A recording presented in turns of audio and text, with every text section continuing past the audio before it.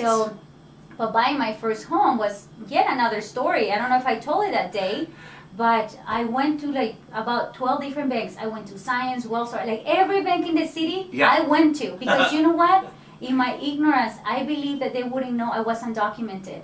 So they'll say, come bring me all these papers, and I will bring everything to them. And then they'll say, oh, yeah, it looks great. And then, oh, your social security doesn't work. And I'm like, one day they're not going to find out. You know what I mean? I just like, I innocence, you know? Like, oh, they're not going to. And I kept going and going and going and going. And when I was about to give up, somebody said, I think there's a bank that's still giving loans with an IT number. We get an IT number to pay tax with. We do pay tax, by the way. And so that number, and so I went to the bank, and at that point I'm tired. I'm like, okay, I got to tell this man, because if he doesn't, he's not going to give it to me. I did not want it with a fake social. I knew that if I was going to buy a house, it had to be with my own name and my own number. And so I went to the guy and I say, Chris Colch, he changed my life. That guy I'm so grateful for, just like Matt, who became my mentor eventually. But he gave me that opportunity. He gave me that break in life. He trusted me. I went to him and just say, hey, I'm undocumented. I'm self-employed. I don't have any credit. I buy everything cash. I have no debt. And he said, well, we do loans. And I said, oh, and I have an IT number. And he said, we do loans. He's like, but only with 20% down. And he's like, how much is the house you wanting to buy? And I said, well, I haven't looked. And he's like, how much do you have down? You have to have 20% down. I didn't even know how much 20% down was, to be honest. My math was so bad. I'm still so bad at math. I don't even know what, I had to learn what ROI was like years after I was investing.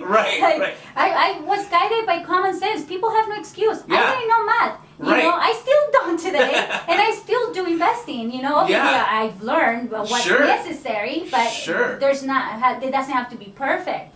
And then the guy said, how much do you have down? And I said, I have $60,000. I thought I was short of money. So I probably he wants more. And he's like, oh, I can give you a loan. And so he gave me a loan. Then I go out with the realtor to buy the first home.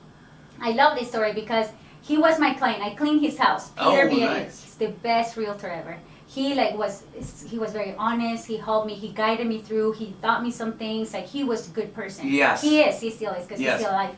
And I was afraid he'll find out I'm undocumented, okay? Because if he finds out I'm undocumented, I'm cleaning for his whole family, then they're gonna know I'm undocumented. They're gonna fire me, So the whole time I'm terrified. Like, he looked at me, I remember, and saying, Elizabeth, are you okay? Like, he probably thinks I'm terrified to buy a house, but I'm terrified of him finding out I'm documented.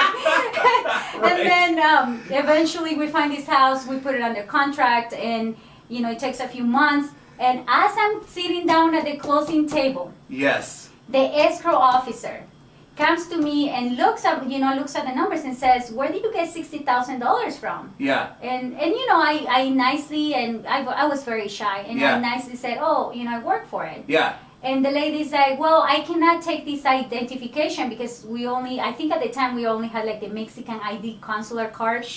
And she's like, you got to bring me your green card. And, or I got Utah ID, but I didn't have it.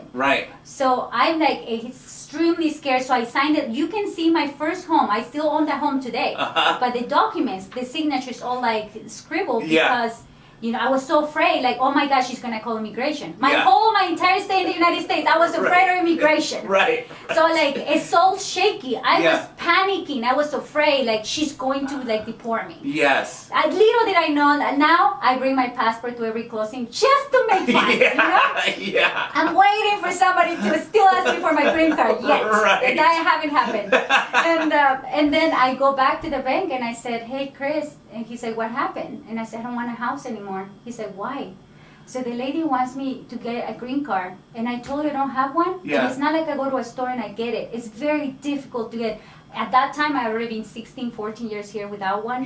And I said, I've been here for 14 years. I can't. And he said, let me call right now.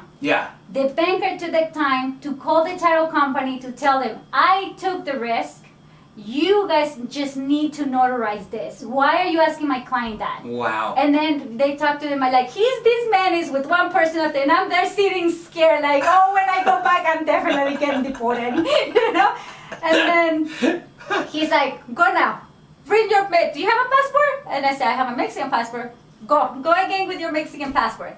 And then I go back and I'm like fearful. Yeah. Here, Chris sent me. He said to bring my passport, and I shyly give it to the lady, and her attitude had changed. She's like, "Oh my gosh, yes, it's okay. I'll be right back." And she goes to the passport, and that's how I bought my first home while I was Amazing. undocumented. Amazing. But that changed my life because from that point on, real estate was my thing. Yes, that is awesome. That is awesome.